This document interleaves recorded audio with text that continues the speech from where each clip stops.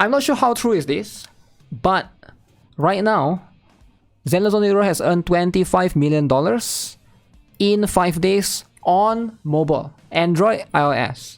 Alright, 5 days. Less than Genshin and Honkai Star Rail, more than Wuthering Wave. Now, is this going to be the killer? The killer. Now, Wuthering Wave is definitely going to have less players. I assure you guys, because how many of you guys here, you are in that ballpark of, oh, I'm just Wuthering... I'm sure you guys have heard this before. Oh, I'm just playing Wuthering Wave until ZZZ comes out. I'm sure some of you guys are like that. And if that's the case, it is going to be, you know, there are some players that are going to like affect the revenue as a whole. I'm sure, right? But here's the truth.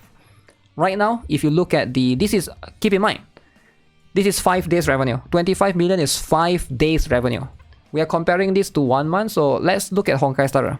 33 million. Wuthering Wave, 31 million. Genshin Impact, 29 million. Alright, so we still have a lot of days ahead of us. Alright, today is 10th. Alright. We still got like 20 more days before the month ends.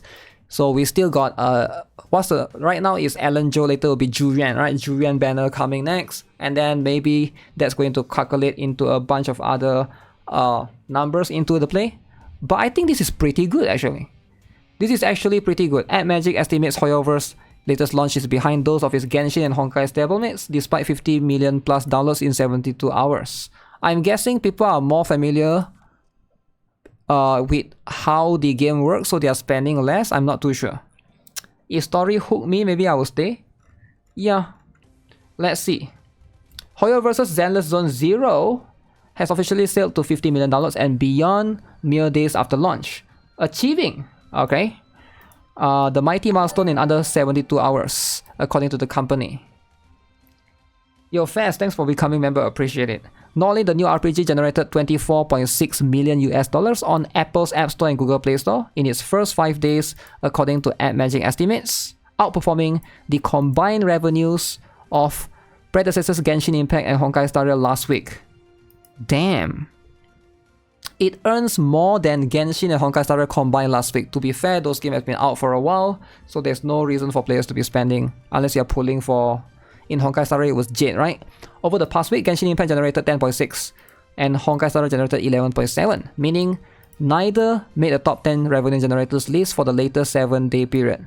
Meanwhile, Zenless Zone Zero reached 8 on that list while only in play for 5 days, behind the likes of Honor of Kings and Monopoly Go, but ahead of increasingly successful Brawl Stars. Brawl Stars getting destroyed, alright? Brawl Stars is no longer winning. It used to be one of the winners. Now Brawl Stars is going down. Alright, it's going down. There's no reason to spend heavily on Wuwa unless you're trying to push Tower all the way. You could say that for almost every game, right? You could say that for a lot of games actually, right? I feel like you can say that for a lot of games. But ideally, the revenue is how you estimate, you know, whether a game is going to be doing good or bad in a way. Revenue, both Apple's App Store, Google Play Store, okay, does not include PC and PlayStation 5, which can be... Just so you guys know, right? If anyone here... I'm not sure if this is true or not. If any of you here are playing Zenless Zone Zero on PlayStation 5, I've heard that in Genshin and in Honkai Star Rail, if you buy a package in PlayStation 5, it's actually more expensive. So please do your research before you are buying packages in PlayStation 5, because Sony takes a big cut apparently. So as far as I know, I'm not sure about ZZZ, but I've heard that in Honkai Star Rail, the $100 package costs about 30% more in PlayStation 5, which is a lot. Alright, if you're trying to whale, you know, maybe just install on your phone just to buy the stuff. It's cheaper. Is it? That's why I don't have a PlayStation 5 to confirm. That's what I heard. Because it makes sense that PlayStation 5 would want to take a cut. But then, on the phone also they want to take a cut, right? iOS and... Actually cheaper is still the PC, I think. Yeah, I think cheaper is still PC.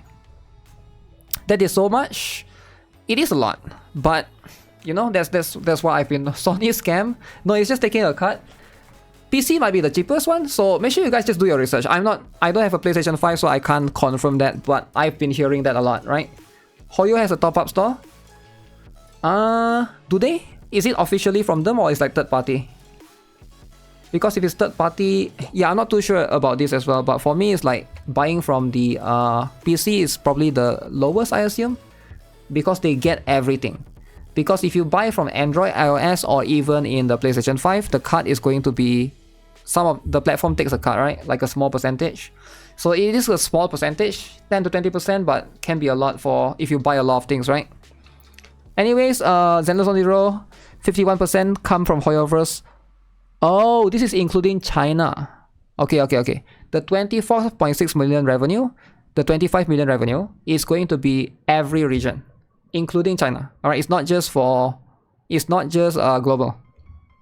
It is including China. Japan currently ranks second, 25%. China has 51% of the revenue. Unsurprising considering the country's adoration for RPGs, even in a time of decline. The US rounds out the top 3 with 8% of Zenless Zone Zero's total earnings, following the same pattern as Honkai Star Rail. China leads, followed by Japan, followed by the US. No Korea, surprisingly. Maybe Korea is fourth in this case. As for Genshin Impact, Japan dominates consumer spending instead at 34%. Wait, for Genshin, Japan is the most, followed by China, and US is 13%, meaning the same 3 countries lead spending across the trio of Hoyoverse hits. However, where Zenless Zone Zero has broken new ground in pre-registrations and early downloads, its first 5 days earnings are behind the revenue generated by its predecessors in their respective launch windows. Back in September 2020, Genshin Impact earned 35 in its first 5 days, and was soundly beaten by Honkai Star Rail's 55 over its first 5 days in 2023. Damn, Honkai Star Rail breaks the record, man. 55 million in the first 5 days. That's insane. That is insane. Okay, ZZZ is 24.6 million, then it's a significant step back, roughly half of Honkai Star Rail's debut revenue.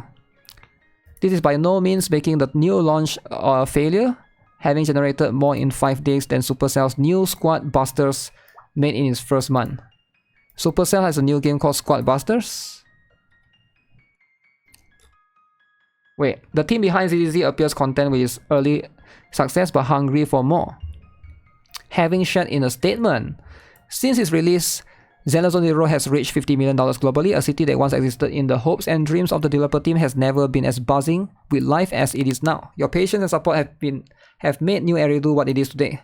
Of course, to live up to everyone's expectations and truly become a city of miracles, we are aware that there's still lots of improvements to be made. We encourage all proxies to provide feedback and suggestions via our official channels. Guys, you can complain about the TV system via the official channels.